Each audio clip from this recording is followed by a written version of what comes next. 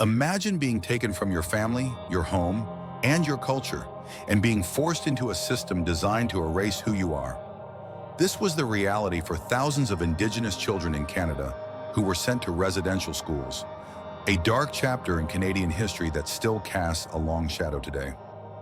Residential schools were a network of government-funded, church-run institutions that operated in Canada from the late 1800s until the early 1990s. Their stated goal was to assimilate Indigenous children into Euro-Canadian culture. But the impact of these institutions was devastating and enduring. The residential school system aimed to eradicate Indigenous cultures and languages. Children were often forcibly removed from their families, stripped of their traditional clothing, and forbidden from speaking their native languages. Conditions in these schools were harsh. Many children faced physical, emotional, and sexual abuse. Overcrowding, inadequate food, and poor medical care were common. Thousands of children died while in these institutions, their deaths often undocumented and unacknowledged. I was just 6 years old when I was taken from my family. We were treated like we didn't matter. They made us feel like our culture was wrong. It was a place of fear and loneliness. The trauma of residential schools has reverberated through generations. Many survivors struggled with the loss of their language, culture, and family connections.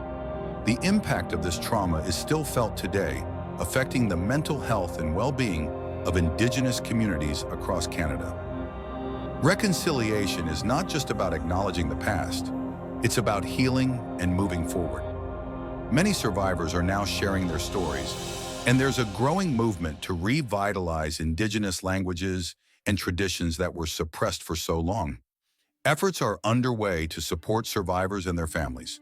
The Truth and Reconciliation Commission of Canada has made significant strides in documenting the experiences of residential school survivors and recommending actions for reparations and healing.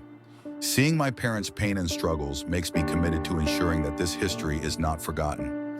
It's important for younger generations to understand what happened so that we can build a future based on respect and understanding. Education and awareness are crucial for healing. By learning about the legacy of residential schools, we honor the resilience of survivors and work towards a more inclusive and respectful future. Thank you for joining us on this important journey through the history and legacy of residential schools. Remember, understanding the past is key to building a better future. If you want to learn more or get involved, check out the resources and organizations dedicated to supporting Indigenous communities. Don't forget to like, subscribe, and hit the bell icon for more stories that matter. Until next time, take care.